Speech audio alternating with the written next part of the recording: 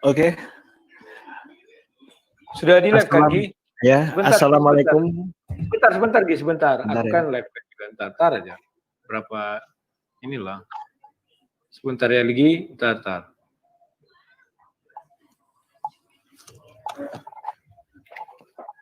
Pak Buyung, coba tes suaranya ada. Halo. Oke. Halo. Bagus ya? Oke, udah bagus. Oke. Ya udah, silakan Gi. Oke. Terima kasih. Saya buka dulu. Assalamualaikum warahmatullahi wabarakatuh. Selamat malam. Berjumpa lagi di channel Geraha Mu'alaf dan channelnya Pak Rudi Sang Debater, juga ada channel Apologet Ketok yang menyiarkan ini ya. Tadi sesuai request kayaknya. Malam ini kita kedatangan lagi, mungkin sudah tidak asing lagi bagi para pemirsa, dan kita selalu mungkin hampir tiap hari, 1 minggu 2 kali, bisa 3 kali, tergantung bagaimana kesepakatan dari narasumber. Dan malam ini telah hadir Bapak Rudi Yohanes, atau yang biasa dipanggil dengan Sang Debater ini. Masih belum ada lagi yang menggoyahkan ini, Sang Debater. Yes. Nanti ada lagi mungkin sang-sang yang lain. Dan malam ini akan berdiskusi dengan Peta Buyung, Bapak Peta Buyung ini. Ini kalau bukan di Geraha Mu'alaf nggak mungkin ketemu. Ini yang satu ada di Riau ya kan, Pak Rudi, yang satu di Makassar. Hanya dalam satu wadah begini bisa berdialog. Nah, kalau ini di total ini perjalanan untuk jalan gitu sudah berapa juta itu. Tapi disinilah teknologi yang menghantarkan kita untuk bisa bersilaturahmi, berbagi ilmu, dan share demi kepentingan bersama ya. Oke, tidak membuang waktu lagi, seperti biasa rule akan saya tampilkan agar menjadi perhatian kita semua dan para pemirsa mungkin yang belum tahu rule-nya. Ini rule yang memang sudah dilisensi oleh WHO ya, karena jelas menyehatkan. Selama 7 menit pada session pertama, masing-masing narasumber memberikan presentasi atau opening statement. Dan di session kedua nanti 3 menit pertanyaan, saling tanya jawab. Diawali pertanyaan di session kedua, diawali siapa yang memberi opening statement dulu di awal. Dan di session ketiga masuk ke session closing statement ya. Sangat simple, sederhana, dan mudah diingat ini. Oke, siapa dulu ini yang opening statement? Pak Buyung dulu? Oke.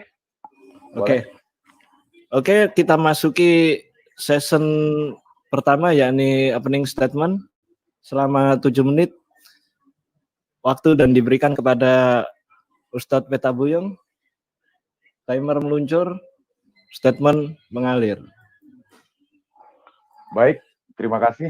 Assalamualaikum warahmatullahi wabarakatuh. Selamat malam Pak Rudi Yohanes, Sang Debater. Selamat terima malam. kasih. Saat ini kita berdiskusi terkait dengan keselamatan antara versi agama Islam dan Kristen itu sendiri. Jadi kalau berbicara masalah keselamatan dalam ajaran Islam itu, ada beberapa hal yang kita harus tahu, bahwa Islam itu sendiri kata dasarnya itu dari salima atau aslama. Masdar Islam itu artinya keselamatan, ya kan? Makna lainnya itu juga ada tunduk dan patuh, kepatuhan. Islam juga itu dimaknai dengan kedamaian. Nah, di dalam terminologi ini saya ingin sampaikan bahwa yang namanya ajaran keselamatan dalam Islam itu memang dibawa oleh para nabi dan rasul, ya kan? Rasulullah Shallallahu Alaihi Wasallam itu hanya menyempurnakan itu. Dan Islam itu sendiri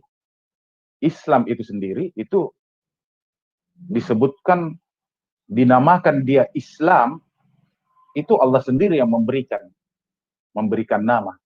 Di dalam Al-Quran surah Al-Hajj itu dikatakan bahwa huwa sammakumul muslimin min qablu wa fi haza.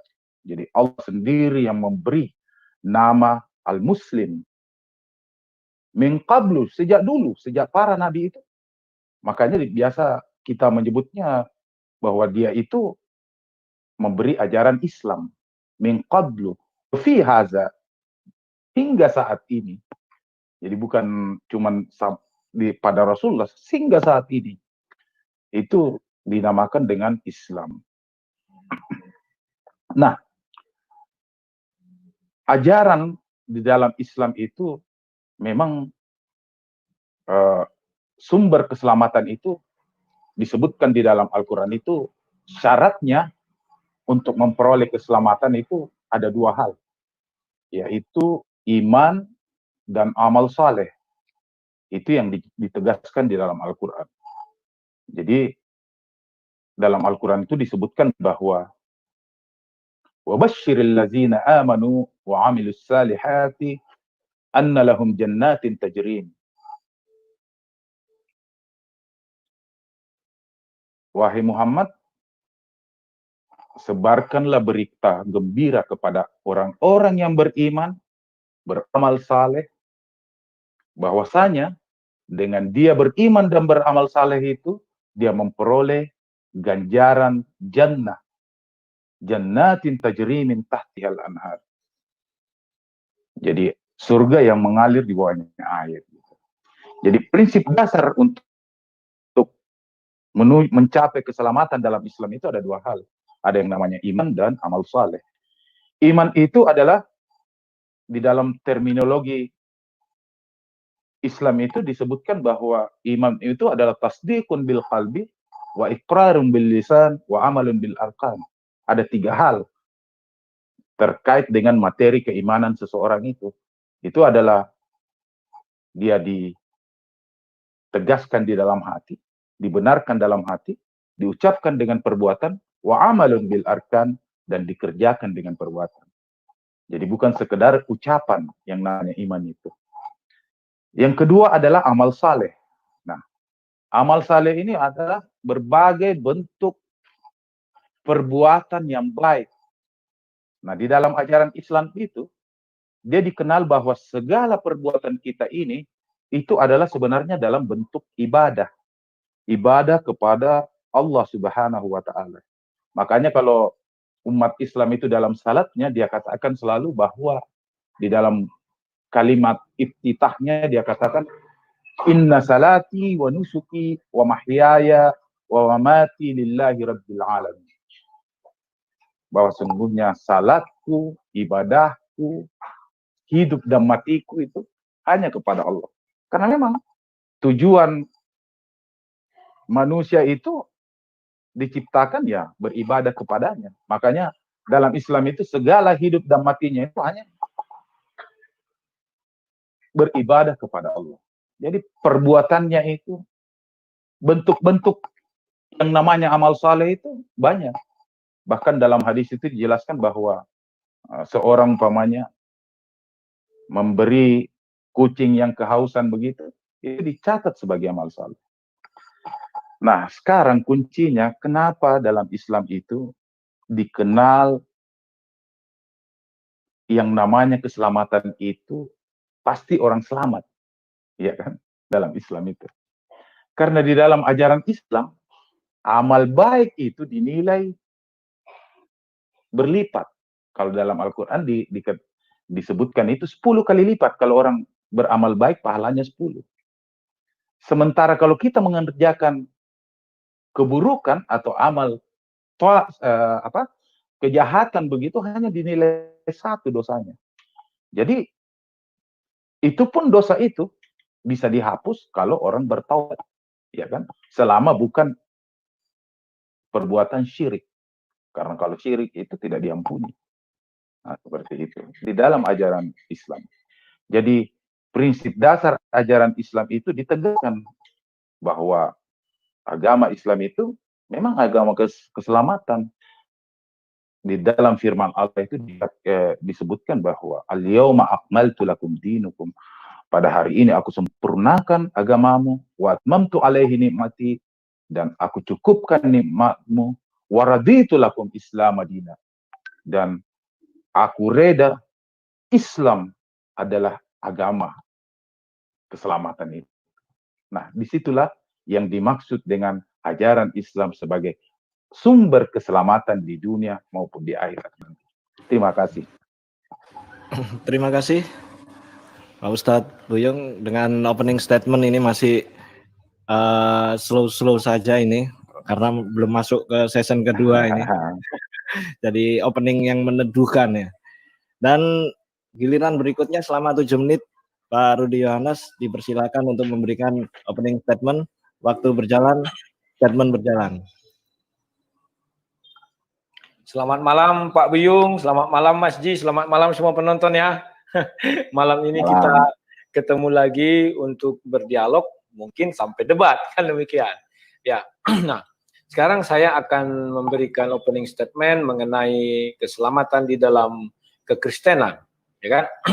Kristen di dalam kitab sucinya Bible itu menuliskan ada di tiga fase ya, 3 masa keselamatan itu. Pertama, fase Henok, bahwa Henok itu adalah orang yang tidak hidup di bawah hukum Taurat, bahwa dia bisa ke surga karena dia melakukan amal saleh dan beriman kepada Tuhan. Dibuat di situ dia bergaul akrab dengan Tuhan, sehingga Tuhan langsung memilih dia ke surga. Yang kedua, yang pertama tadi karena perbuatan baik ya, amal saleh dan imannya. Yang kedua adalah Elia, orang yang hidup di bawah hukum Taurat, dan dia sama seperti Henok bergaul akrab dengan Tuhan, ya kan? Dia melakukan iman dan amal saleh sehingga dia dipilih Tuhan ke surga. Namun setelah 2 manusia ini tidak ada lagi manusia yang tidak mati. Di dalam Kristen Roma 6 ayat 23 dikatakan bahwa upah dosa adalah maut. Jadi di dalam kekristenan kalau kita mati artinya ada dosa, karena itu adalah dosa yang dibawa dari si Adam. Bahwa di Kejadian 3 ayat 19 dia dihukum atau dikutuk lah ya, bahwa dia dari debu tanah kembali menjadi debu tanah. Itulah asalnya kematian, yakni dosa. Maka semua manusia yang hidup di bawah hukum Taurat itu pasti berdosa. Karena 10 perintah Allah itu mengandung atau mengajarkan kita apa itu dosa. Dan 10 perintah Allah itu tidak mengajarkan kita jalan keluar terhadap dosa. Maka Musa datang membawa hukum Taurat Musa. Maka 10 perintah Tuhan itu, hukum Taurat itu, maka Musa memberikan hukuman atas masing-masing kejahatannya. Jadi kejahatan itu dianggap ya. Kalau mencuri potong tangan, berzina dirajam sampai mati, membunuh dibunuh, nyawa ganti nyawa, gigi ganti gigi. Nah, di dalam hukum itu tidak ada keselamatan, apalagi bagi orang penzina dan pembunuh, tidak bisa bertobat karena langsung dibunuh. Hukumannya kan tidak bisa minta ampun karena langsung dibunuh. Demikian orang berzina dirajam. Nah, maka datanglah Yesus. Setelah kedatangan Yesus, jalan keselamatan itu, Yesus katakan Yohanes 14 ayat 16, akulah jalan dan kebenaran dan hidup. Nah, aku di sini siapa? Yesus. Yesus itu siapa? Yohanes 1 ayat 1, firman Allah yang menjadi manusia. Maka kita substitusikan Yesus sama dengan firman Allah. Maka akulah jalan. Firman Allah adalah jalan dan kebenaran dan hidup. Ya kan? Artinya hanya melalui firman Allah kita bisa hidup lagi. Dan itu memang kita alami sekarang. Tidak ada lagi kita seperti zaman Henok dan Elia. Jadi bagaimana caranya? Ya kitab suci itulah firman Allah. Dari situlah kita lagi bisa orang-orang dewasa sekarang ini. Nah, Setelah itu fase ketiga adalah orang yang disalib di sebelah Yesus. Dia hidup di bawah hukum Taurat, dia melakukan dosa. Nah, kalau Henok dan Elia tidak melakukan dosa ya, dia beriman dan beramal saleh.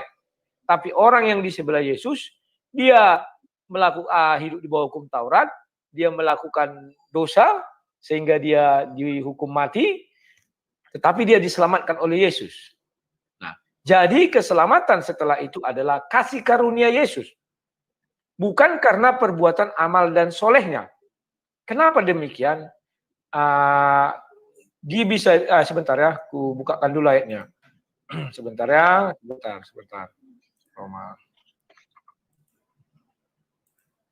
Jadi kalau Bible ini teratur ya kawan-kawan ya, sabar. Aku share screen dulu. Roma 6. Silakan Gi, sorry di share aja. Roma 6 ayat 23.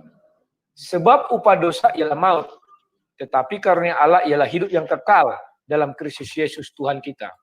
Jadi bagi kami orang Kristen, kalau mati artinya ada dosa, upah dosa adalah kematian atau maut. Ya, itu dimulai dari mana? Kita lihat di Kejadian, kita masuk dulu ya. Kejadian 3 itu, itulah hukumannya.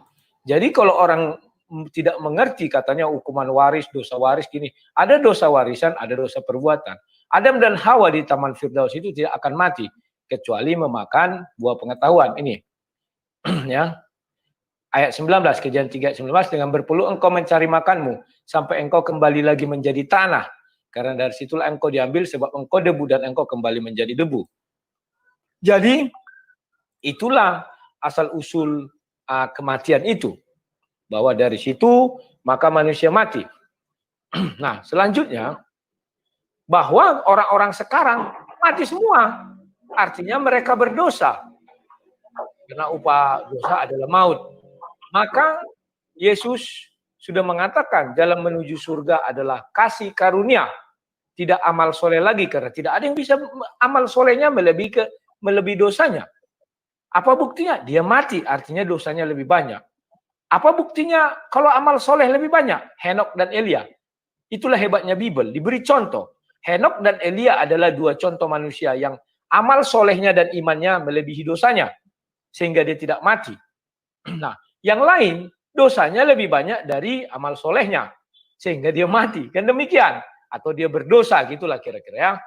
Nah, mungkin orang akan bertanya, lantas sekarang di hari penghakiman, apakah jalan kita ke sorga itu tadi? Kalau dalam Kristen ada namanya nanti pertobatan, ada nanti minta ampun dalam doa Bapa kami, itu harus dilalui, dan ada namanya perjamuan kudus Tuhan, dan itulah sebabnya Yesus disalib dan darahnya tercurah untuk pengampunan bagi banyak orang katanya. Oke, itu yang saya bisa katakan, bahwa jalan menuju surga itu adalah kasih karunia Tuhan. Silakan. Terima kasih. Terima kasih Pak Rudi.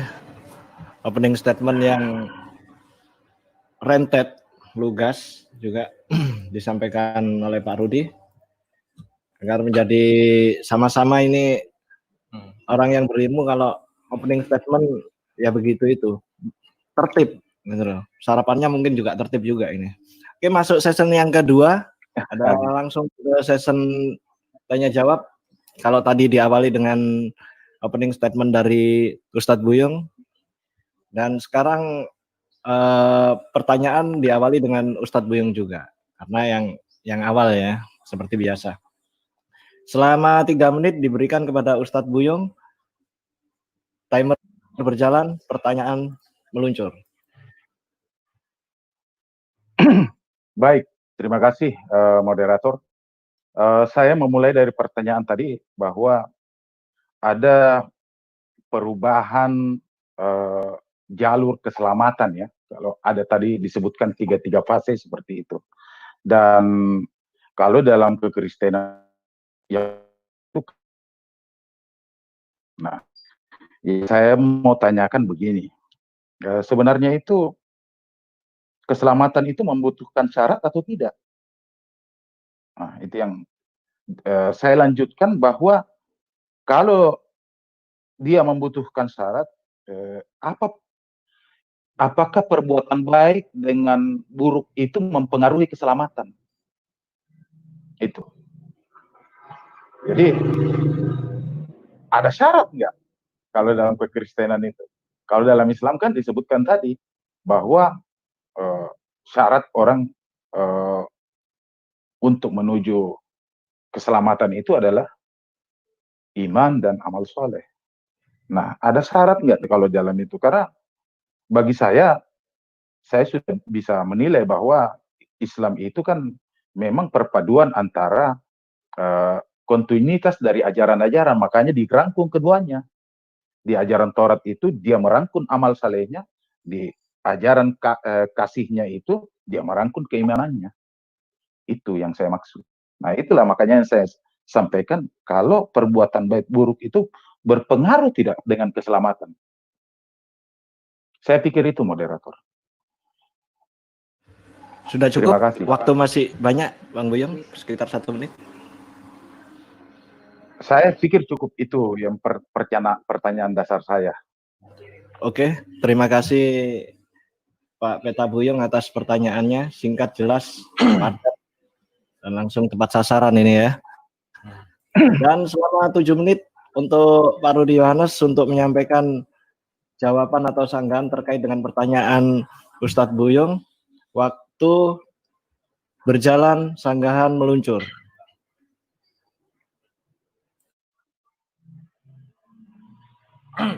Terima kasih Pak Buyung. Ada 2 pertanyaan saya lihat dan saya catat ini, tetapi saya gabungkan aja.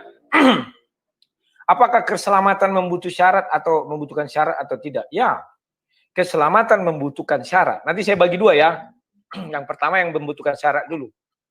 Begini, Yesus sudah mengatakan di Matius 28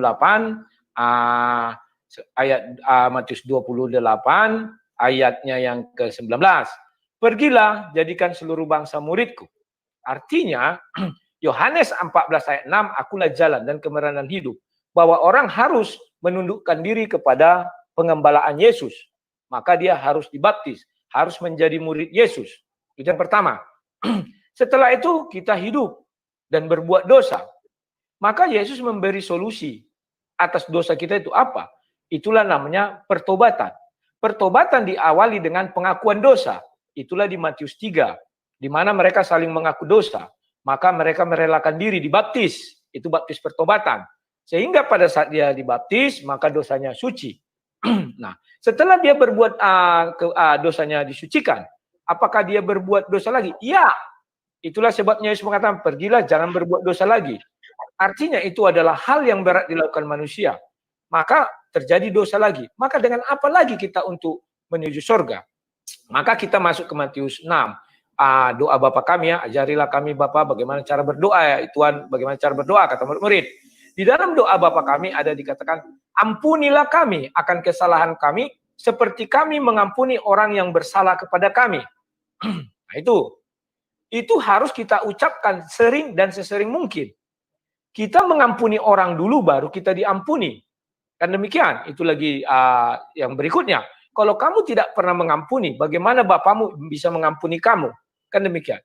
Nah, selanjutnya, kita berbuat dosa lagi. Dengan apa kita ditebus? Itulah yang terakhir dengan darah Yesus. Itu di Matius 26. Kita lihat kata habis perjamuan, darahku ini untuk penebusan bagi banyak orang. Ayat 29, kok 29:30 ya, Matius 26. Nah, setelah itu apa lagi? Setelah kita ikut perjamuan, masih berbuat dosa. Selama dia masih hidup, dia masih berbuat dosa. Sampai dia mati, menandakan dia punya dosa. Kematian, upah dosa adalah kematian. Nah, sekarang, apakah itu syarat yang pertama ya? Masih saya baca. Nah, apakah perbuatan baik dan buruk mempengaruhi keselamatan? Saya bukakan ayatnya. Sebentar ya, share screen dulu. Yakobus. Oke, Ji, tolong Ji. Nah, ini ada di Yakobus 2 ya, ayat 22. Kamu lihat bahwa iman bekerja sama dengan perbuatan-perbuatan.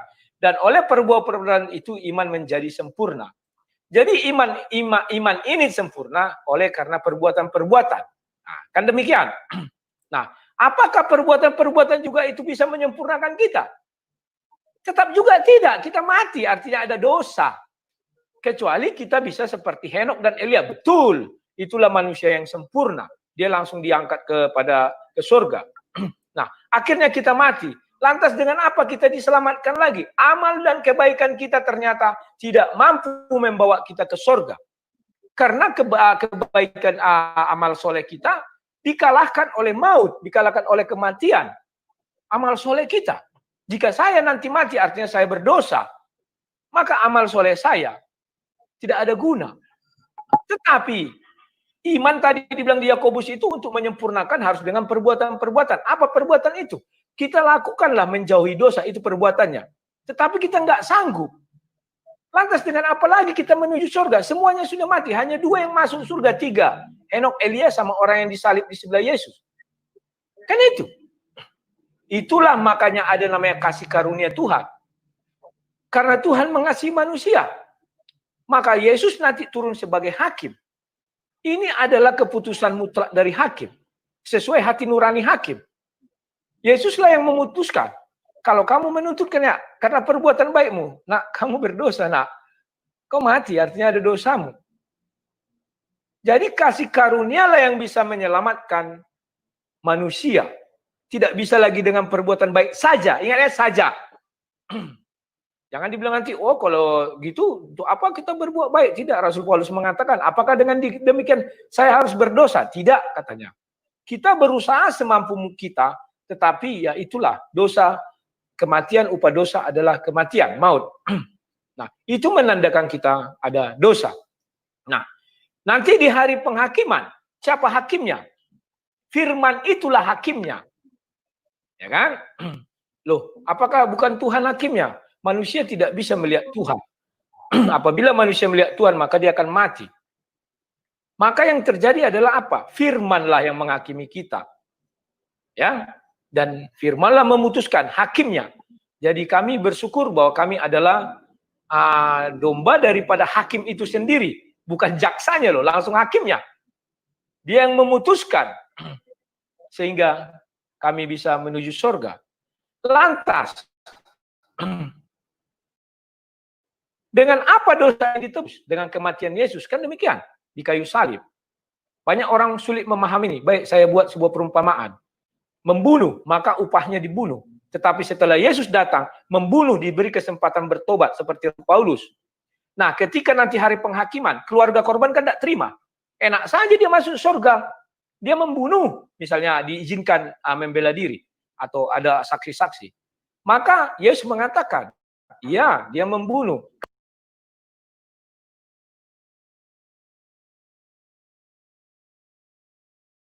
Kan sudah kuganti dengan nyawaku. Nyawa ganti nyawa. Selesai. Mencuri. Harusnya potong tangan. Wah, dia mencuri. Enak kali masuk surga. Sudah kuganti dengan nyawaku. Harusnya potong tangan, jadi dengan nyawanya Yesus. Jadi itulah yang mau saya sampaikan, bahwa kasih karunia lagi yang membawa kita ke surga. Perbuatan baik tidak bisa kita ukur dan kita timbang. Sekalipun ada matematikanya yang dibilang Pak Buyung 10 kali ini segala macam. Oke, itu aja Ji, silakan. Terima kasih Pak Rudi Yohanes atas tanggapan terhadap pertanyaan Ustadz Buyung ya. Dan selama 3 menit secara bergantian sekarang Pak Rudi menyampaikan. Ji. Ya, halo. Halo. Halo. Nggak dengar? Pak Buyung dengar? Dengar, bagus sekali. Dengar. Oh iya. Oke, berikutnya Pak Rudi Yohanes menyampaikan pertanyaan selama 3 menit. Timer berjalan, pertanyaan meluncur. Pak Buyung, ini maaf Pak Buyung. Ya. Semua yang Bapak uraikan itu adalah janji keselamatan. Bukan keselamatan. Di dalam ajaran Islam atau di dalam Al-Quran, hadis dan segala macamnya, hanya janji keselamatan. Belum ada bukti keselamatan. Masih janji. Bukti keselamatan, kalau memang ada, berikan saya satu nama orang, nama Nabi silakan, yang sudah masuk surga. Itu sebagai bukti ada keselamatan di dalam agama Islam. Artinya betul yang Pak Buyung katakan, amal solehnya dan imannya melebihi dosa-dosanya. Silakan. Siapa orangnya? Silakan petik ayatnya. Saya tunggu. Silakan. Sudah cukup? Sudah Pak. Singkat. Sudah. Pembukaan. Singkat, padat, jelas ya. Jadi itu saja pertanyaan Pak Rudi. Dan selama 7 menit diberikan kepada Ustadz Buyung untuk menyampaikan sanggahan atau jawabannya. Waktu berjalan, sanggahan meluncur. Bagus. Terima kasih, pertanyaan yang baik. Eh, memang inilah yang banyak disalahpahami oleh teman-teman kita ini di di komunitas agama Kristen. Karena sebenarnya menurut saya itu yang nama tidak ada janji keselamatan, memang kepastian keselamatan itu sudah ada. Termin yang dimaksud dengan insya Allah itu adalah jika Allah menghendaki. Nah, yang namanya jika Allah menghendaki insya Allah, karena memang Allah semua yang menghendaki itu semua. Dengan kata lain bahwa Allah sudah menghendaki itu bahwa Islam sebagai agamanya. Agama keselamatan. Makanya dikatakan Allah inna dina indallahil Islam. Disitulah janji keselamatannya. Bahwa agama yang diridai oleh Allah itu satu-satunya itu adalah agama Islam. Di ayat lain dikatakan al-yauma akmaltu lakum dinukum wa atmamtu alaihi nikmati wa raditu lakum Islam madina. Jadi bukan sekedar janji, ini kepastian. Dia sudah, karena Allah sendiri ini yang menamakan keselamatan itu adalah Islam. Cuman memang banyak orang salah memahami itu. Nah, yang kedua itu, kalau dikatakan bilang adakah orang yang selamat dan pernah ke surga, apa segala begitu, saya nanti akan kontra argumen. Apa pernyataan Anda dengan sekarang ini di dalam Islam itu memang dikenal ada fase-fase tertentu dan tidak ada orang sekarang ini tidak ada orang yang ada di surga. Saya bisa buktikan itu bahwa apa yang Anda sampaikan bahwa ada orang ke surga, saya katakan tidak ada. Nonsense. Kenapa? Di dalam Islam itu ada fase-fase memang. Dan itulah keadilannya yang namanya agama Islam. Tidak ada orang yang diistimewakan. Nah, setelah kematian ini dinamakan dengan wafat. Wafat itu artinya kesempurnaan hidup. Orang meninggal, wafat itulah sempurnanya hidup. Ada nanti alam transit, namanya alam barzakh. Ini semua harus dilewati oleh orang-orang. Tidak ada yang tidak. Setelah itu alamul qiyamah. Alamuddin setelah itu, hari kebangkitan. Baru orang dibangkitkan semua. Tidak ada orang yang sampai ke surga. Saya bisa nanti sebentar saya perlihatkan. Nah, setelah itu barulah alam hisab. Mereka dikumpulkan semua dan dihisab. Nah, setelah itu yang baik amalnya akan masuk ashabul yamin dikatakan, dan yang buruk amalnya masuk ke neraka. Jadi memang ada fase-fase tertentu di dalam Islam. Kalau dikatakan adakah orang yang pernah ke surga? Saya katakan begini. Surga itu di dalam hadis dikatakan ma la ainun ra'at wa la uzunun zami'at wa la khatarun ala qalbi bashar. Surga itu tidak ada orang yang pernah melihatnya. Iya kan? Wala uzunun sami'at. Tidak ada orang yang pernah mendengar dan lalu menceritakannya. Ya. Wa khatarun ala qalbi basyaran. Dan tidak pernah sekalipun orang-orang yang ada ini yang pernah langsung datang ke sana. Memang seperti itu. Karena apa? Yang namanya surga itu, ini perbedaan interpretasi. Makanya Allah itu tidak pernah berada di surga. Dia di arash, ada tempat tersendiri. Karena di dalam ajaran Islam mengenal adanya equal, kesamaan. Semua orang akan menjalani fase itu. Tidak ada yang diistimewakan. Tidak ada yang diistimewakan dalam ajaran Islam. Makanya kalau dikatakan, adakah orang yang pernah masuk surga? Tidak ada. Kenapa tidak ada? Kunci surga itu ada pada Rasulullah. Itu dalam hadis itu. Pertama kali orang yang memasukinya adalah Rasulullah Sallallahu Alaihi Wasallam. Dialah pemegang kuncinya. Dialah yang ditunggu nantinya. Itu di dalam Islam. Makanya kalau dikatakan ada orang tidak pernah, karena Islam itu adalah ajaran yang equal. Dia itu mengenal keadilan. Semua orang akan mati dulu. Tidak ada orang yang diistimewakan. Seperti itu. Jadi kalau umpamanya dikatakan ajaran keselamatan dalam Islam, mungkin disalahpahami. Tidak ada janji keselamatan. Ini kepastian loh. Seperti ayatnya tadi, wa basyiril ladzina amanu wa 'amilus shalihat anna lahum jannatin tajri min tahtiha. Beri kabar gembira kepada orang-orang yang beriman dan pasti anna lahum jannatin tajri min tahtiha al-anhar. Pasti mereka itu akan mendapatkan surga yang mengalir sungai-sungai di dalamnya. Jadi kalau dikatakan ada kepastian, iya. Tetapi memang ajaran Islam itu memang mengenal apa yang namanya sikap rendah diri.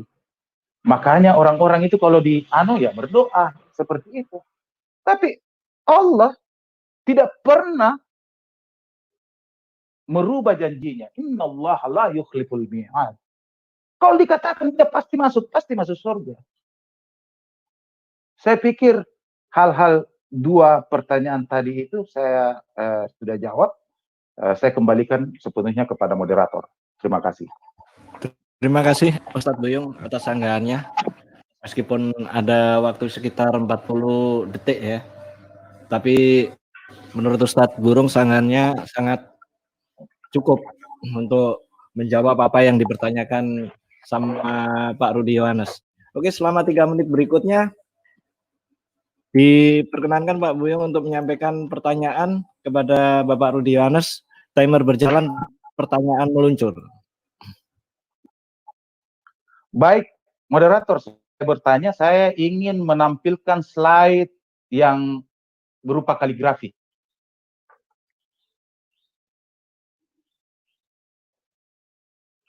Halo, moderator? Halo? Oke. Slide yang isinya kaligrafi itu. Sudah Pak Iya. Buyung? Baik. Saya cocokkan dulu sabar dikit dulu ya. Supaya saya cocokkan di tempat saya nih.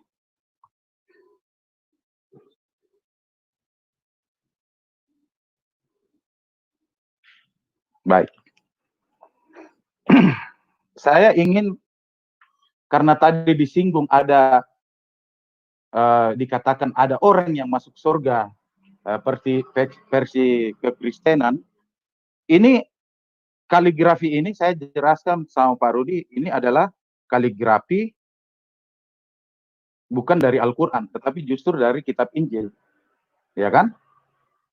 Ini adalah surah Matius pasal 6, ya itu yang Anda sering sebut doa Bapa kami di surga. Saya yakin Pak Rudi kemarin sudah dites bahasa Ibrani, saya yakin juga mudah-mudahan saya aja yang baca ya. Saya aja yang baca, karena kalau saya suruh baca juga siapa tahu juga nggak tahu, ya kan? Jadi saya aja dulu. Di sini dalam Arab ini akan begini. Abana allazi fis samawat yataqaddasaka ismak liya'ti malakutu litakun masyitak kama fis sama kazalika 'alal ard. Anda menerjemahkan begini. Sesuai dengan Bapa kami yang ada di surga, dimuliakanlah namamu, datanglah ke kerajaanmu, datanglah kerajaanmu, jadilah kehendakmu di atas bumi. Yang saya tanyakan Pak Rudi, ini sebagai kontra argumen saya. Kalau Anda punya tetangga yang muslim, coba tanyakan itu, apa maksudnya abana allazi fis sama? Fis sama. Kenapa saya harus mengatakan itu? Karena arti sebenarnya samawat itu di langit, bukan surga. Coba tanyakan deh, jangan sama saya aja. Jadi Bapa kami yang ada di langit itu, surga itu jannah. Anda sering mendengarkan al-jannah, al-jannah, al-jannah, bukan as-samawat. Kalau surga itu maksudnya di langit, kecil banget itu, kalah banget dengan surganya Islam. Wa jannatin arduhas samawati wal ard. Coba bayangkan itu, luasnya surganya Islam itu seluas langit dan bumi. Saya pikir itu. Terima kasih. Ya. Jadi itu yang bisa dipertanyakan oleh Ustadz Buyung. Semoga Ya. Pak Rudi Yohanes dapat mengambil poin-poin dari apa yang ditanyakan Ustadz Buyung tadi ya. Dan selama 7 menit berikutnya dipersilakan untuk Bapak Rudi untuk menyampaikan jawabannya. Timer berjalan, jawaban meluncur. Pertama-tama saya harus menegaskan dulu bahwa Pak Buyung tidak mengerti arti keselamatan itu. Yang ada selalu janji keselamatan. Pak Buyung bilang itu adalah sudah pasti. Tapi insya Allah, jika Allah menghendaki. Kalau Allah nggak menghendaki, bagaimana? Nah, kalau di dalam Kristen tidak ada insya Allah, tapi amin. Itu Henok dan Elia sudah sampai ke surga. Nah, maka Pak Buyung sampai kiamat pun tidak bisa menemukan satu orang muslim yang sudah masuk surga. Yang sudah masuk loh. Kalau sampai ke surga ada dan kembali lagi. Itulah Nabi Muhammad. Ketika peristiwa Isra dan Mi'raj. Bahwa malaikat Jibril menunjukkan surga. Jadi Pak Buyung katakan tidak ada yang pernah ke surga itu keliru. Karena Bapak melawan hadis itu sendiri. Bahkan di langit ke-7 setelah itu Nabi Muhammad bertemu sama Allah SWT. Itu nanti dilihat aja di hadisnya. Udah pernah saya ulas, saya agak lupa juga. Nanti dicari aja dan kalau saya cari pun bisa. Nah, sekarang mengenai tulisan Arab tadi, perlu Bapak ketahui bahwa sumber Bible itu, Alkitab itu bukan dari bahasa Arab. Bahasa Arab pun mentranslate dari bahasa Yunani. Karena itu Bible Perjanjian Baru itu kan dibuat dalam bahasa Yunani. Maka dia mentranslate ke sana. Maka ada unsur yang namanya unsur serapan atau unsur pendekatan. Di dalam Al-Quran tidak dijelaskan bahwa surga itu seperti langit. Langit pertama, kedua, ketiga, sampai ke-7. Maka di dalam bahasa Arab diterjemahkanlah itu langit. Itulah sebabnya ketika Nabi Muhammad Isra dan Mi'raj, itu kan naik ke langit ke-1, ke-2, ke-3, sampai ke-7. Dan di langit ke-7, siapa namanya itu ya, malaikat Jibril habis itu meninggalkan Nabi Muhammad dan Nabi Muhammad bertemu dengan Allah. Saya tidak tahu apakah di Ars ataukah di surga atau gimana, saya tidak tahu. Tetapi di dalam Arab itu, yaitu langit itulah surga. Itu yang pertama. Yang kedua, saya tidak punya hubungan dengan bahasa Arab yang Bapak tanyakan kepada saya. Itu saya pernah pakai baju itu ya, dan saya sudah tahunya karena itu dikatakan orang itu adalah doa Bapak kami.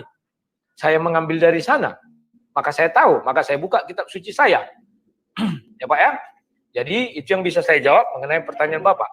Di waktu yang tersisa ini Pak, itu sudah saya jawab ya. Saya mau menjelaskan kepada Bapak lagi.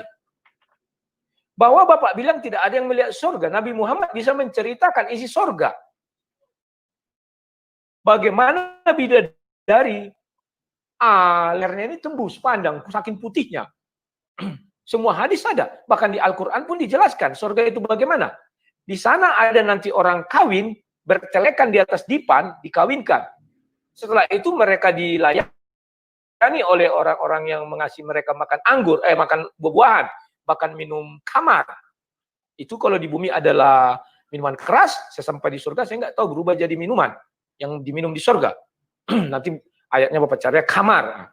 Setelah itu diceritakan lagi surga bagaimana. Lantainya terbuat dari apa? Ini terbuat dari semua.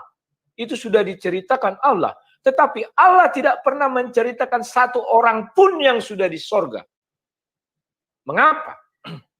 Terus Pak Buyung bilang, untuk menuju ke surga itu harus beriman kepada agama Islam. Agama Islam tadi Bapak bilang. Bagaimana dengan Adam sampai Nabi Isa yang tidak mengenal agama Islam? Yang tidak mengenal Allah SWT. Jangan Bapak bilang mengenal. Musa berbicara dengan Allah SWT dalam bahasa apa? Bahasa Ibrani. Karena Allah sendiri yang mengatakan, tiap-tiap nabi diberikan kitab berdasarkan bahasa masing-masing. Kalau Bapak mampu menjawab, ketika Allah bertemu dengan Musa, apa panggilannya? Bapak bisa buka surah 28 ayat 30. Ketika Allah memperkenalkan gini, akulah Allah pencipta alam semesta ini, kata Allah. Kata Tuhan. Dengan apa? Dengan bahasa Arab. Berarti Allah sudah melawan firman-Nya sendiri. Harus dengan bahasa masing-masing. Demikian juga Nabi Isa. Jangan Bapak memaksakan bahwa Musa, ketika Tuhan memperkenalkan diri kepada Musa dengan kalimat Allah. Bapak buka sejarah Yahudi dari abad dulu sampai hari ini. Tidak ada kata Allah di dalam mereka menyebut Tuhan. Dan agama Islam ada setelah Nabi Muhammad menjadi nabi. Tetapi kalau Islam, ya betul. Karena menurut terjemahannya Bapak bilang berserah diri, ini segala macam. Tapi secara agama, menurut sejarah dunia, setelah kedatangan Nabi Muhammad diangkat menjadi nabi, baru Islam itu ada. Tetapi menurut Al-Quran, agama Islam itu diturunkan kepada Ibrahim. Karena Ibrahim mengatakan, hendaklah kamu tidak wafat dalam keadaan memeluk agama Islam kepada anak cucunya. Ada ayatnya semua itu, Pak. Nah, setelah itu, Pak, kalau Bapak tetap memaksakan nabi-nabi yang dulu itu beragama Islam, apa rukun Islam yang mereka pegang? Apakah mereka berhaji? Nabi Isa berhaji? Musa berhaji? Daud berhaji? Saya nggak tahu. 5 rukun Islam. Apa kalimat syahadatnya? Apakah Yahweh? Apakah Elohim? Saya nggak tahu.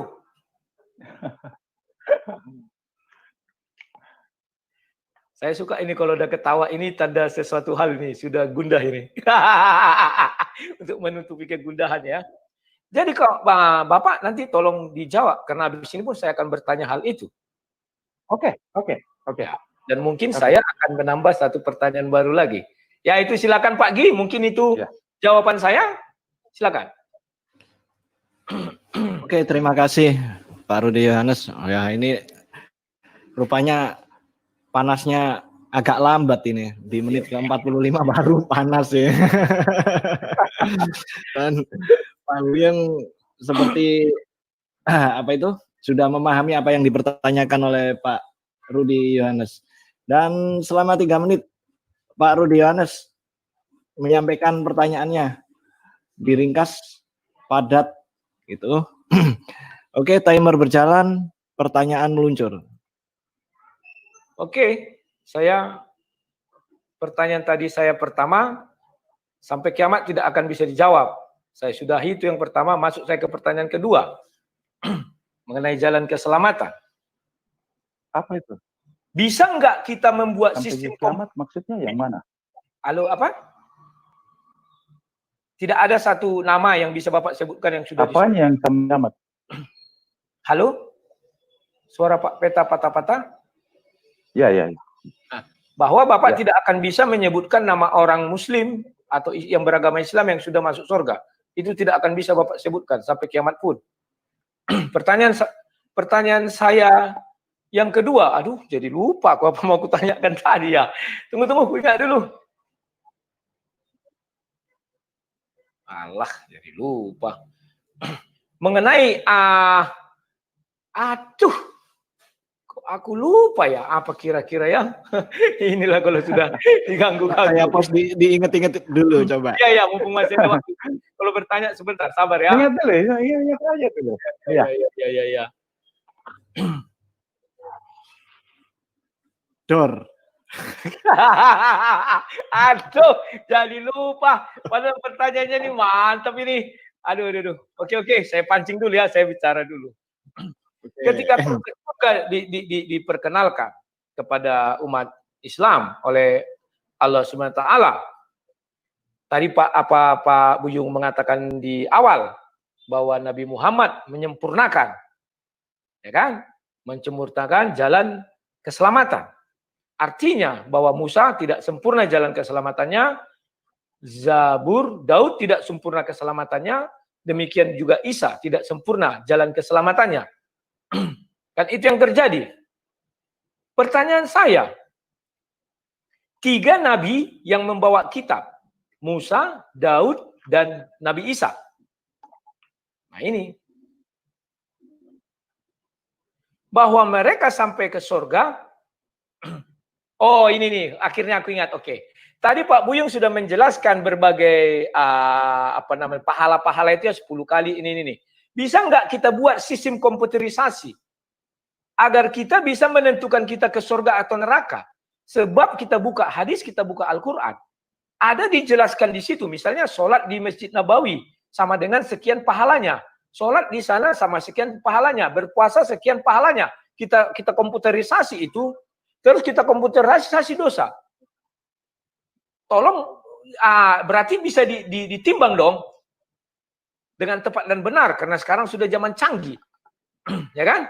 Apakah semua isi-isi hadis dan Al-Quran mengenai pahala, dosa, kalau kita komputerisasikan bisa tepat?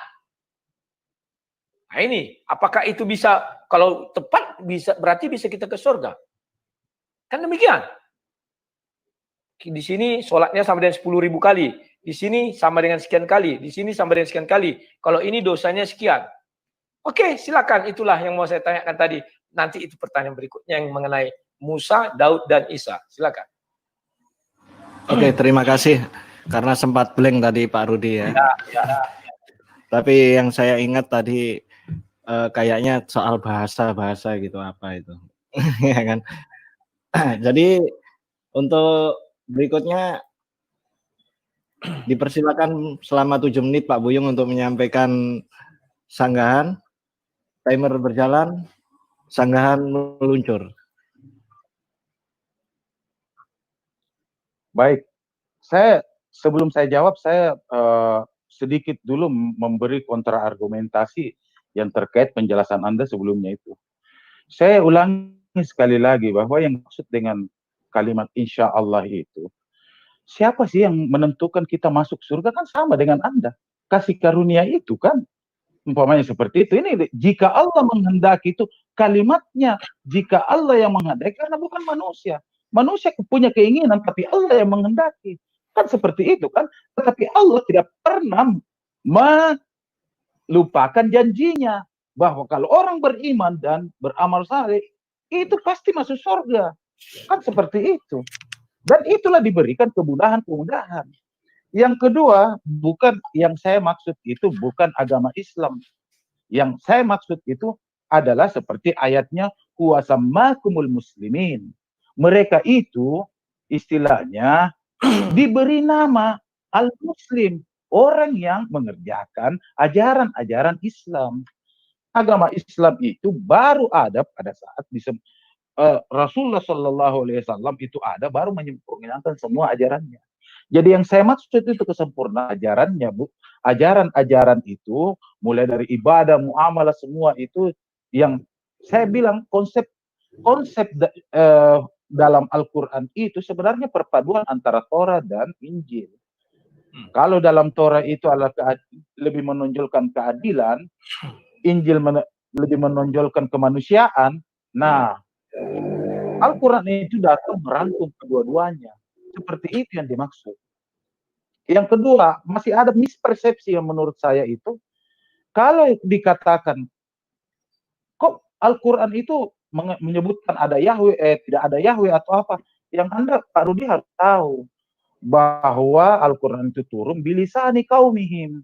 Dia itu turun menurut bahasa. Rasulullah itu berbahasa Arab, kaumnya itu berbahasa Arab. Tidak mungkinlah dia mau menjelaskan dari termin bahasa Ibrani, kan tidak mungkin itu. Itu di situ. Jadi kalau umpamanya dikatakan Yahweh atau apa begitu kan itu kan secara filologi aja. Dan itu ada dasarnya. Karena ini kan rumpun agama Semitik, Yahudi, bahasanya itu kan Ibrani, Suryani, itu kan dekat-dekat aja. Makanya kalau umpamanya bahasa Ibrani saya ngerti-ngerti aja lah dikit karena ada kemiripan dengan bahasa Arab. Nah, Bu, saya kembali lagi saya jawab mispersepsi Prudi itu bukan menyempurnakan jalan keselamatan yang saya katakan. Yang saya katakan tadi itu dia menyempurnakan agama. Iya kan? Semua ajaran-ajaran dari Taurat dengan Injil disempurnakan oleh Al-Quran. Makanya konsep hukum dalam Al-Quran itu perpaduan antara keadilan dengan kemanusiaan. keadilannya Taurat ditegakkan, tetapi kemanusiaannya juga Injil itu juga ditegakkan. Karena di situ. Makanya dia menyempurnakan kedua-duanya dari segi hukum, itu di situ maksudnya. Kalau ajaran seperti saya katakan sekarang, semua nabi itu dari dulu sampai sekarang dua aja yang dia bawa, ibadah dan amal saleh. Itu aja. Nah, sekali lagi saya katakan, seperti dimaksud, yang saya maksud itu kesalahan Anda memahami bahwa yang dimaksud dengan surga, karena ini pasti ada kontradiksi antara dua. Apakah orang Arab yang salah atau Pak Rudi yang salah memahami? Karena yang dimaksud abana allazi fis samawat, as-samawat itu artinya langit, Pak, bukan surga. Coba makanya saya bilang kalau ada tetangganya umat Islam, coba tanyain apa itu yang namanya samawat. Makanya saya bisa mengatakan bahwa tidak ada orang yang sampai ke surga. Karena apa? Islam itu equal, Pak. Semuanya itu harus sama-sama semua diperhadapkan. Karena ada yang namanya nanti yaumul hisab. Islam, sekali lagi saya bilang, maaf Pak, kalau Isa Anda katakan mati dan bangkit lagi, kan versi Islam tidak begitu. Dia hanya diangkat langsung. Ya kan? Itu perbedaannya Pak. Ini harus kita istilahnya tahu sudut pandang mana kita menjelaskan ini. Karena mungkin keyakinan Bapak mengatakan begitu, saya tidak. Karena berbeda sudut pandang cara menjelaskan. Berbeda istilahnya dalil yang Anda sampaikan dengan saya. Mungkin Anda mengatakan lah, ada orang yang di surga. Saya katakan tidak ada. Karena memang dikatakan oleh Al-Quran itu sendiri, itu jannah itu yang dijanjikan oleh seluruh umat manusia. Harus dimasuki oleh seluruh orang. Tidak ada yang dibedakan. Tidak ada yang dikhususkan. Yesus itu, Isa itu, Al-Masih diangkat ke atas, bukan diangkat ke surga. Itu pemahamannya. Sekarang komputerisasi. Allah itu maha mengetahui, Pak. Sistem komputerisasinya itu tidak seperti kita. Dia lebih canggih lagi, Pak. Dia lebih canggih. Tidak perlu itu kita pertanyakan. Karena dia itu menciptakan keadilan lewat 3 hal. Ada yang namanya adil, ada yang namanya qis, ada namanya tawazun dalam Al-Quran itu. Mungkin adil menurut kita, tidak adil menurut orang lain. Anggaplah begini dalam hukum waris Islam pamannya. Kenapa satu perempuan dapat bagian laki-laki? Mungkin menurut keadilan kita tidak adil. Tetapi itu adil menurut hukum Islam. Seperti itu. Itu yang namanya qis. Bukan adil, sama rata. Tetapi porsinya disamakan begitu. Jadi kalau sistem komputerisasi dalam yaumul hisab itu lebih canggih Pak daripada pikiran Bapak. Kenapa saya katakan lebih canggih? Karena di sana itu Allah lebih mengetahui apa sih ini. Kita ini ilmu kita berapa di Allah. Iya kan? Saya pikir itu yang saya harus jawab dari Pak Rudi. Terima kasih moderator. Oke, terima kasih Pak Ustadz Buyung atas sanggahannya ini. Sangat santun, penuh dengan jawaban yang berbobot. Dan untuk selanjutnya masih tetap di Ustadz Buyung selama 3 menit untuk menyampaikan pertanyaan kepada Pak Rudi Yohanes. Timer berjalan, pertanyaan meluncur. Ya, satu aja yang saya tadi kembali lagi ke fokus terkait dengan kalimat itu. Karena pasti ada salah satu. Karena Pak Rudi waktu di Facebook, siapa yang mendalilkan, dia yang membuktikan. Saya sudah membuktikan as-samawat itu artinya langit. Bukan surga. Ini kan kitab Anda loh. Kitab Anda. Bukan kitab saya. Iya kan? Kalau Anda mengatakan terjemahan lain mengatakan Bapak kami yang ada di surga, kenapa di Arab sana dia bilang abana fis samawat, bukan abana fil jannah. Berarti ada salah satu ini ada yang keliru. Itu. Ini yang paling dasar ini. Makanya saya bilang, anggaplah umpamanya begini. Yang kedua umpamanya Sayyid itu artinya penghulu atau tuan. Tetapi kenapa di lai itu diterjemahkan punya Tuhan begitu. Saya ini bingung aja, kacau aja perasaan saya lah. Kok as-samawat di sini saya lihat di Arabnya kok as-samawat diterjemahkan sebagai surga. Kecil banget kalau menurut saya loh. Tapi itulah yang saya bilang, pasti ada salah satunya yang keliru. Iya kan? Seperti itu. Karena tidak mungkin ada redaksi. Enggak tahu lah kalau kita ini maksudnya Anda lebih meyakini terjemahan Anda. Iya kan? Orang Arab sana lebih meyakini, tapi ada yang keliru. Karena samawat itu bukan surga. Itu langit. Coba tanya tetangganya. Kalau ada yang muslim di situ, apa itu samawati wal ard? Pasti dia katakan langit dan bumi. Bukan surga dan bumi. Itu. Nah ini makanya saya bilang tidak ada orang sebenarnya itu yang menghuni surga sendiri. Karena apa? Kita aja sendiri secara faktual itu, siapa tahu Anda maksudnya dikelabui dengan terjemahan itu. Begitu Pak. Karena faktanya orang Arab mengatakan abana fis samawat, bukan abana fil jannah. Ya kan? Berarti ada salah satunya. Kalau bukan Anda yang sesat, orang Arab sana yang sesat. Iya kan? Saya pikir begitu Pak Rudi. Oke, terima kasih. Oke, terima kasih Pak Buyung.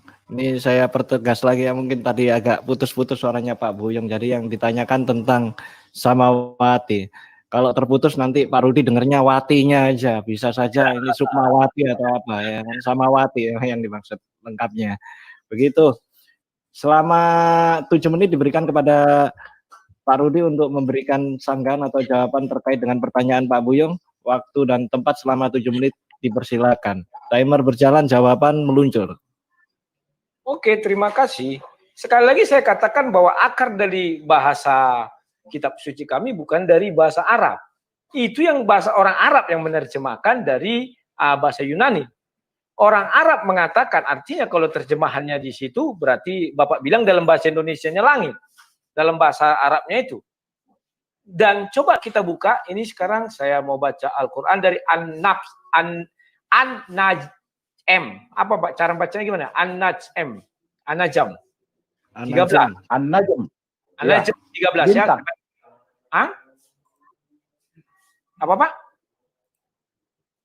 An-Najm 13 ya. An-Najm ya. Coba di share screen. Saya ingin melihat nanti ya. Dan sesungguhnya Muhammad telah melihat Jibril itu pada waktu yang lain atau buka kurung dalam rupa yang asli pada yaitu di Sidratil Muntaha. Di dekatnya ada surga tempat tinggal. Artinya Nabi Muhammad sudah sampai ke sana. Dan itu ada juga langit 1, 2 sampai 7 yang berisi nabi-nabi itu. Apakah Bapak mau mengatakan langit itu adalah seperti langit yang ini? Kan tidak. Di dalam berbagai literatur saya baca bahwa itu adalah surga, surga tingkat 1, tingkat 2 katanya. Ya kan? Sampai pada ujungnya surga tingkat 7. Maka memang dibilang di situ langit. Bahasa Indonesianya jadi langit. Paham ya Pak ya? Ini dari Al-Qur'an sendiri loh. Muhammad melihat Jibril ketika Sidratil Muntaha meliputi oleh satu yang meliputinya. Penglihatan ulama tidak berpaling dari yang dilihatnya itu dan tidak pula melampauinya. Sampai ayat 18 saya bacakan ya. Sesungguhnya dia telah melihat sebagian tanda-tanda kekuasaan Tuhan yang paling besar. Itulah sorga. Itu di langit. Tetapi dikatakan di sana adalah kata surga di situ, Pak. Kenapa? Halo? Saya nggak bisa menyelah sebenarnya. Kan nggak ada kata surga di situ. Kan? Makanya ini dibuat di situ. Ayat 15. Ayat 15 di dekatnya ada sorga tempat tinggal. Artinya di langit itu sorga. Ada. Dibuat di situ, Pak. Bukan saya yang bilang, ini ayat 15. Setelah dari pohon besar itu, Nabi Muhammad kan sampai tingkat ke-7. Langit sampai tingkat ke-7. Berarti Bapak mau mengatakan bahwa Nabi di langit pertama itu, lupa saya, Adam, baru langit kedua Yahya dan Isa, ketiga itulah Yusuf atau Idris ya, keempat Idris, baru kelima Harun, keenam Musa, ketujuh Ibrahim. Itu hanya di langit ini. NASA sudah sampai keluar langit, Pak. Sudah sampai ke bulan, sampai ke Mars. Sudah ada satelit. Tidak ditemukan 7 nabi itu di langit ini, Pak. Kalau Bapak bilang itu adalah langit seperti langit ini, tidak ditemukan.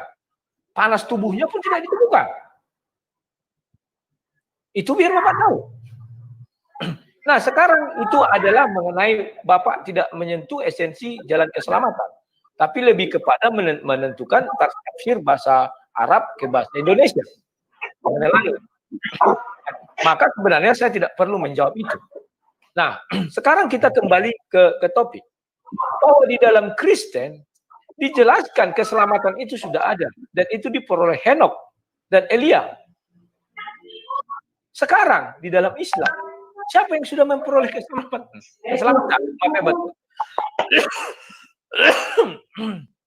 Siapa yang sudah memperoleh keselamatan? Belum ada, Pak. Masih janji. Dan Bapak juga mengatakan bahwa Nabi Muhammad menyempurnakan. Berarti ajaran Tuhan sebelumnya tidak sempurna. Sehingga harus disempurnakan. Masa ajaran Tuhan tidak sempurna? Musa pasti mengajarkan jalan menuju surga. Semua-semuanya. Terus Bapak bilang bahwa Allah menurunkan dalam bahasa masing-masing nabi. Dan Bapak bilang dalam bahasa Arab. Apakah Allah SWT berbicara kepada Musa dalam bahasa Arab? Tidak, Pak. Kita bukan orang Arab. Nanti Bapak ulang lagi rekaman video. Bapak mengatakan seperti itu dalam bahasa Arab. Tetapi kepada Nabi Muhammad, ia dalam bahasa Arab. Maka Tuhan memperkenalkan diri adalah Allah. Kepada Musa, apakah Allah juga? Sehingga 2 kalimat syahadatnya tetap sama. Kepada Nabi Isa, kepada Daud. Daud jelas-jelas raja Yahudi, raja Israel.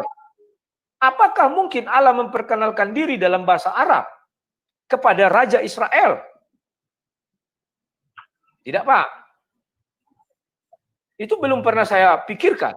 Karena Al-Quran sendiri yang mengatakan. Diturunkan dalam sing Nabi. Musa itu orang Ibrani. Orang Israel. Orang Yahudi. Kalau diturunkan bahasa Arab kepada Musa, Pak.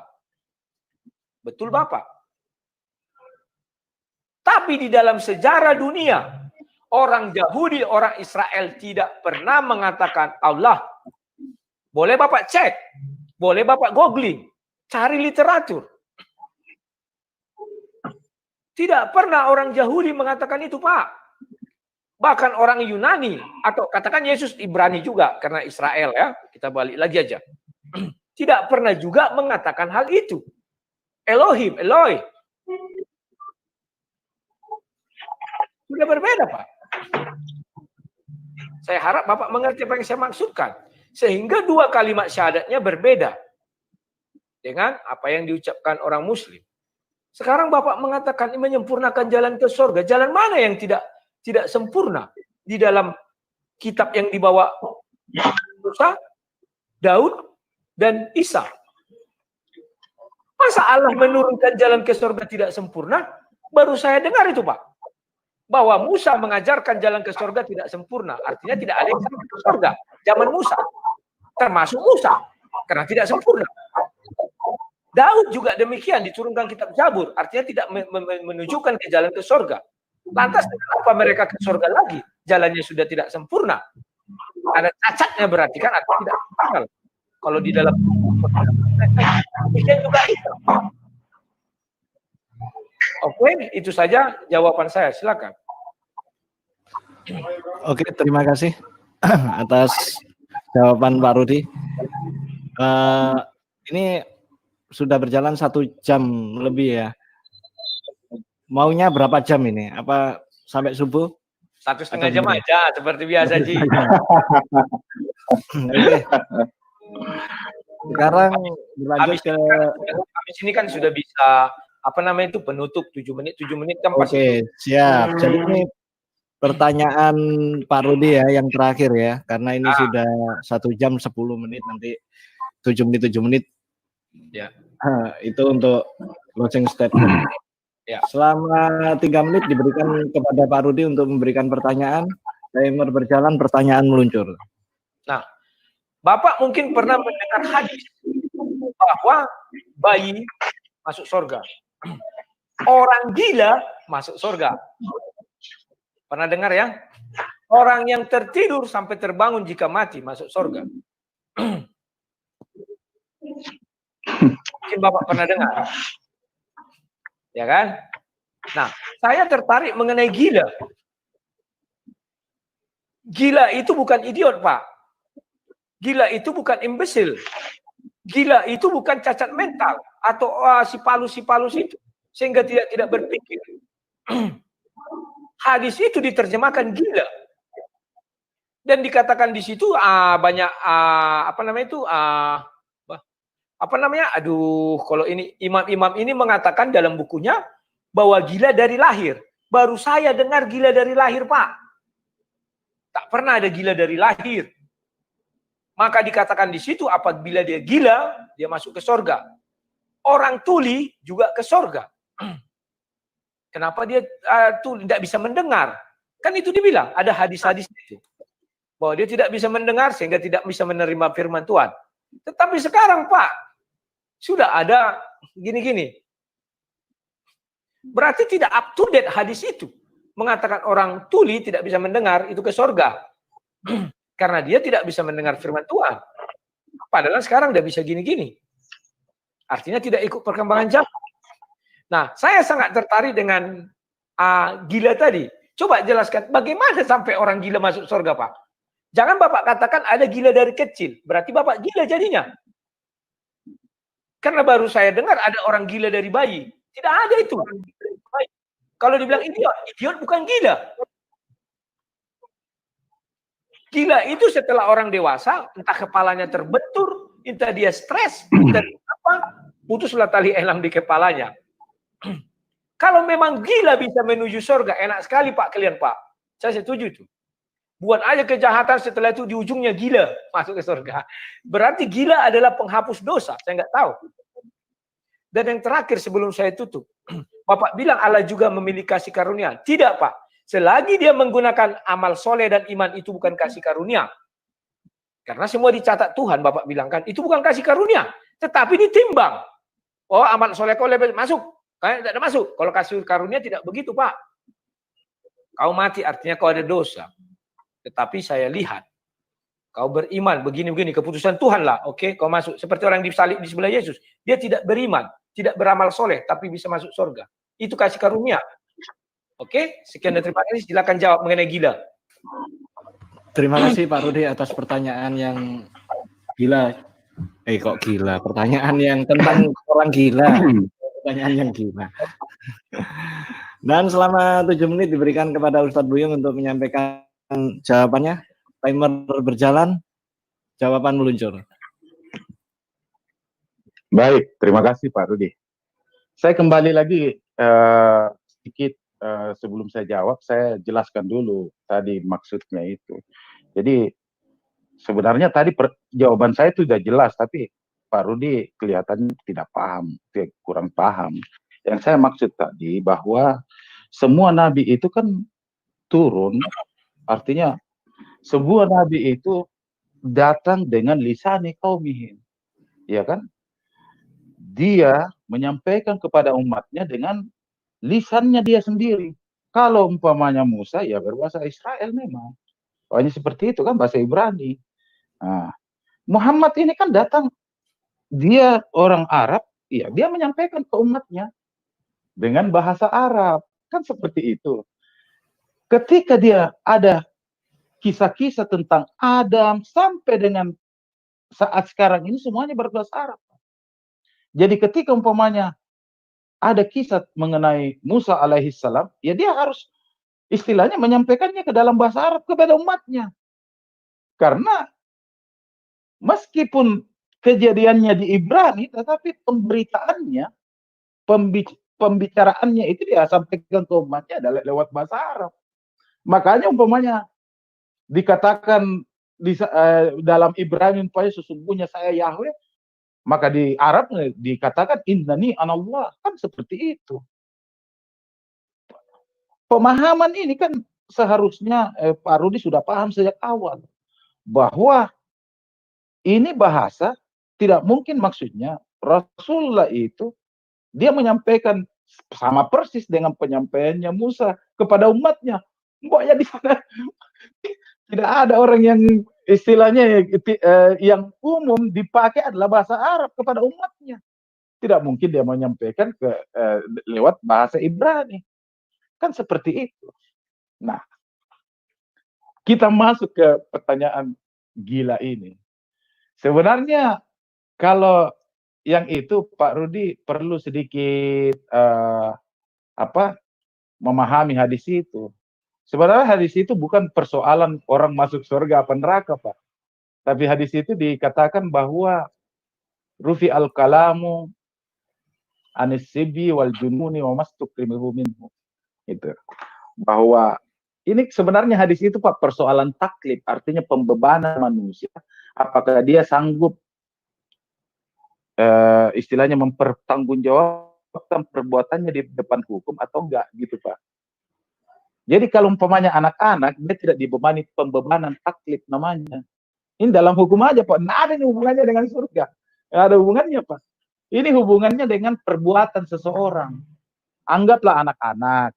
Anak-anak itu tidak dibebani taklif perbuatan, tidak dibebani istilahnya pahala atau apa seperti itu, belum dibebani. Dia sampai yang namanya kalau dalam hukum Islam mumayyiz, ya kan? Sebagai Pak, orang gila itu tidak dibebani dalam hukum Islam. Bagaimana dia bebani, dia tidak bisa membedakan yang baik dengan yang buruk?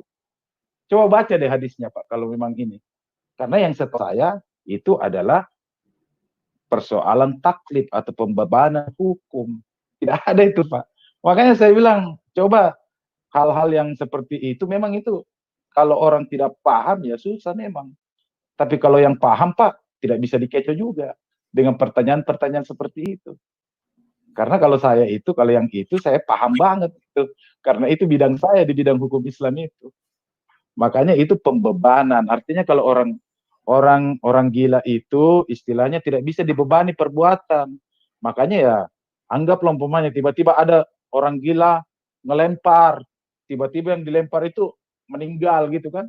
Orang gilanya ini nggak bisa dihukum begitu. Karena memang dasarnya ya dia tidak bisa membedakan mana yang baik, mana yang buruk.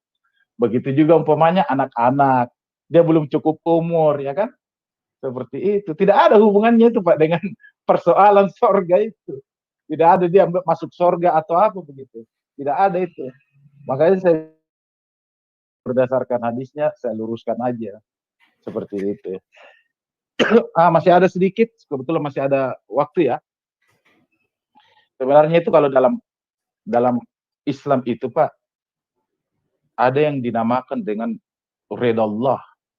Itu sebenarnya ridallah itu kalau bahasa sebenarnya itu ya sama aja sebenarnya kasih karunia itu. Makanya kalau tetapi makna Allah gitu. Keridaan Allah itu ya berdasarkan kasih karunia-Nya itu. Makanya dalam umat Islam itu pas sering berdoa begini. Anggaplah kalau umpamanya dia mau salat. Ilahi anta maksudi waridaka matlubi. Allah, kamulah saya maksud kehendakku ini. Waridaka matlubi. Dan keridaanmu lah yang aku. Begitu juga Pak, ketika umpamanya orang berbicara. Sebenarnya kalau umat Islam itu sebenarnya tidak terlalu mengharapkan surga. Tetapi dia lebih mengharapkan keridaan Allah. Makanya kalau dia berdoa itu dia katakan as'aluka ridhaka wal jannah. Dia mendahulukan itu keridaan Allah, ya kan? As'aluka ridhaka wal jannah wa na'udzubika min sakhtika wan nar. Ya kan? Keridaannya dulu karena nanti di sana pada saat yaumul hisab nanti yang didamba-dambakan itu oleh umat muslim adalah bertemu dengan Tuhannya Allah Subhanahu wa taala dan nabinya yang membawa dia. dari kegelapan menuju keselamatan. Itu baru dia berpikir masalah surga. Itu sebenarnya. Ru'yatullah, melihat langsung di hadapan kita siapa pencipta kita. Itu yang paling utama sebenarnya. Setiap doa itu bilang as'alullah wal jannah. Nomor 2, surganya. Keredaannya itulah yang pertama, Pak. Itu saya pikir, Pak Rudi. Untuk ini. Terima kasih. Terima kasih kepada Ustadz Buyung atas sanggahan terakhirnya ya kan. Ini secara otomatis ya. Kalau dialog secara tertib itu secara otomatis gitu ada remnya gitu loh, karena terbiasa berdialog dengan tertib ya kan. Oke, di session berikutnya tidak terasa waktu ya. Kalau orang berilmu saling berdialog itu waktu terasa sangat singkat gitu. Memasuki session terakhir yakni session closing statement ya. Dan untuk diawali oleh Pak Rudi dan memberi kesempatan untuk Kali ini Pak Buyung dulu deh. 3 kali saya debat di ruang Mugi, aku selalu nomor 1. Oke, siap. Begitu Pak Buyung ya. Silakan. Ya. Maksud saya untuk kesempatan Pak Buyung memberikan kopi di depannya tadi. Kan barusan ngomong ya. Oke. Selama 7 menit Pak Buyung langsung memberikan closing statement terkait topik malam ini. Baik. Timer berjalan, closing statement meluncur. Baik, bismillahirrahmanirrahim. Assalatu wassalamu ala rasulillah wa ala alihi wa sahbihi ajma'in. Saya mengambil kesimpulan dari diskusi ini, debat ini, terkait dengan keselamatan itu hanya satu, bahwa kita bisa melihat yang mana yang terkait dengan keselamatan itu. Bukan hanya terkait dengan dogma. Tetapi Islam itu memang equal. Dia itu meskipun kita beriman, tetapi kita juga mengedepankan rasul. Ya kan, makanya di situ kan bahwa untuk memperoleh keselamatan itu adalah iman dan amal saleh, bukan cuma satu hal gitu.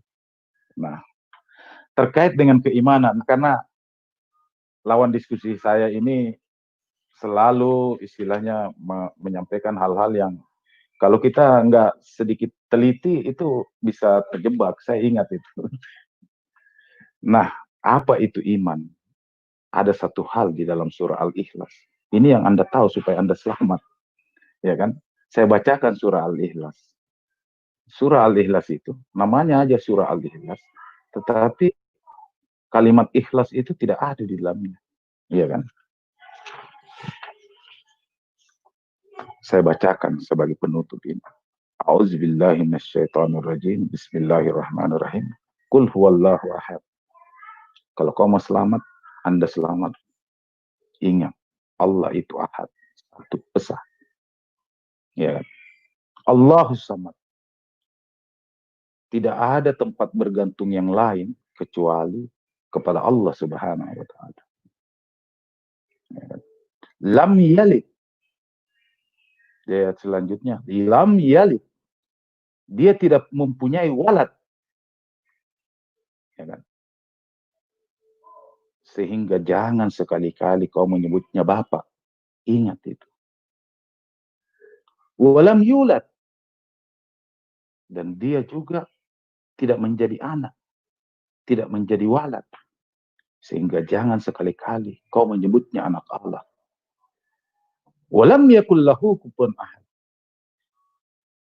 Dia tidak pernah berbagi kekuasaan, berbagi peran dengan yang lain. Itulah, jika Anda beriman dengan itu, yakin keselamatan itu milik Anda. Saya pikir itu saja untuk saya. Terima kasih moderator dan Pak Rudi bersedia berdiskusi dengan saya. Saya akhiri dengan Assalamualaikum warahmatullahi wabarakatuh. Waalaikumsalam warahmatullahi wabarakatuh. Cukup singkat closing statement dari Ustadz Buyung, tetapi sungguh menyentuh hati tadi ya. Karena ini saya ini orangnya lembut hatinya Pak Rudi, jadi memang tersentuh begitu. Dan untuk berikutnya diberikan waktu kepada Pak Rudi bisa untuk apa itu mengingatkan pemirsanya untuk subscribe ya. Waktu diberikan selama 7 menit, timer berjalan, closing statement meluncur. Ya, pertama-tama saya ucapkan terima kasih sama moderator yang sering saya sibukkan ini ya untuk melakukan seperti ini. Dan terima kasih sama Pak Buyung yang sudah juga hadir, yang kita bisa berdialog ya dengan sopan dan santun. Nah, sekarang saya hasil hari ini bahwa di Islam tidak mengenal keselamatan, tetapi janji keselamatan ya, bahwa keselamatan itu hanya ada di dalam Bible. Nuh dan Henok dan Elia sudah ke sorga. Itu bukan janji, tetapi sudah satu kepastian bahwa Pak Buyung mengatakan saya tidak paham mengenai yang dia ucapkan bahwa dalam bahasa Arab. Justru Pak Buyung yang tidak mengerti dan tidak paham. Yang saya tanyakan Musa, zaman Musa, saya bukan tanya Al-Quran. Saya tanyakan zaman Musa di Taurat itu, ya kan, kitab Taurat itu. Allah ditulis itu dalam kata apa? Apakah kitab Allah? Seperti Pak Buyung bilang, saya tidak tanya Al-Quran, saya bilang Musa. Ketika Musa bertemu dengan Allah di sebatang pohon itu, dari semak itu api itu, kan Allah mengatakan akulah Allah yang pencipta langit dan bumi. Memperkenalkan diri kepada Musa apa? Apakah Allah juga? Itu yang saya bilang. Dan ketika Al-Quran, saya bilang Musa. Halo, ini suaranya kok double. Ketika Musa bertemu dan demikian juga kepada Raja Daud, demikian juga kepada Nabi Isa. Apa memperkenalkan diri? Nah, baru yang berikutnya, ini saya catat ya, saya bacakan dulu ya. Bahwa Pak Buyung bilang mengenai orang gila tadi, pembebanan hukuman, artinya dia tidak dibebani hukuman lagi. Betul. Kalau tidak dibebani hukuman, artinya dia selamat dong. Nah ini, kita harus mengerti konsep keselamatan itu bagaimana. Artinya iman dan perbuatan baik di situ udah kalah. Bayi yang umur batita atau balita kita bilang mati. Dia tidak ada melakukan iman, tidak ada melakukan amal soleh.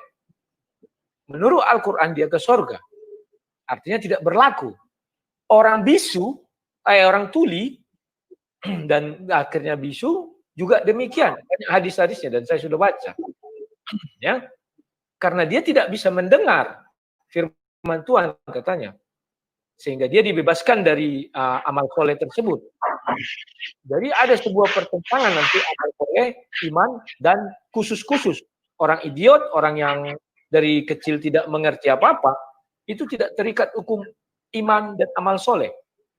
Nah, setelah itu, Pak Buyung mengutip terakhir mengenai Al-Ikhlas. Saya sudah pernah bahas itu, dan saya pernah bertanya kepada rekan-rekan muslim, saya tanyakan, apakah bisa saya memeluk agama Islam? Atau begini, apakah ada satu manusia setelah Nabi Muhammad datang yang bisa menjadi Islam tanpa menyebut nama Nabi Muhammad? Itulah maksud saya 2 kalimat syahadat. Artinya, satu dari 2 ini tidak bisa dihilangkan. Ini artinya apa? Silakan jawab sendiri, saya tidak mau menyimpulkan. Tidak bisa hanya menyebut nama Allah. Tidak bisa hanya menyebut nama Nabi Muhammad. Harus kedua-duanya. Artinya apa? Bahwa saya hanya membukakan ayat yang dibilang Pak Buyung tadi. Tidak ada yang disetarakan dengan Allah. Saya tidak mengatakan itu setara, simpulkan kalian saja. Bahwa tidak ada orang yang bisa menyembah Allah SWT tanpa menyebut nama Nabi Muhammad atau sebagai Rasul. Tidak boleh ini ya, dipisahkan. Harus klop satu kesatuan. Dan yang terakhir, saya mengatakan bahwa Nabi Muhammad ketika Isra dan Mi'rajnya terutama ya, itu naik ke langit 1 sampai 7, dan itu diakui dalam berbagai buku-buku kitab-kitab itu adalah sorga, langit. Dan bahkan ketika di langit yang ke-7 bertemu tatap muka langsung dengan Allah, di atasnya lagi. Itu langsung. Artinya kalau sudah bertemu tatap muka, ya harusnya Nabi Muhammad memang sudah di surga saat ini. Harusnya. Tapi kenyataannya Al-Quran mengatakan nanti dibangkitkan dulu, baru dihakimi. Dan demikian. Dia belum di surga. Dan semua yang wafat juga akan dibangkitkan. Hanya 7 nabi yang tidak wafat. Mereka di langit. 8. Mulai dari Adam, Yahya, Isa, Yusuf, baru Yusuf, habis itu habis Harun, baru Musa, baru Ibrahim. Jadi 8. Ini kalau benar Mi'raj, 88 ini masih hidup, tidak mati. Saya tidak tahu apakah 88-nya dimatikan dulu nanti baru dibangkitkan. Tidak tahu, karena hanya untuk Isa.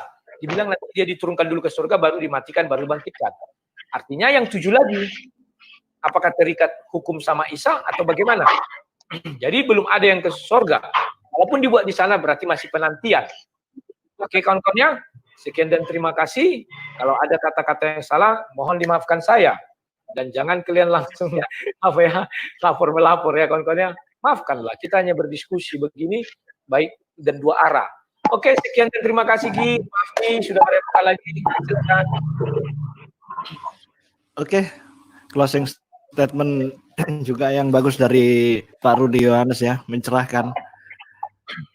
Dan malam ini tambah lagi ilmu, tambah lagi wawasan, dan beginilah kalau perbedaan dibincangkan dalam forumnya, pada tempatnya. Semua itu kalau pada tempatnya itu selalu enak gitu loh.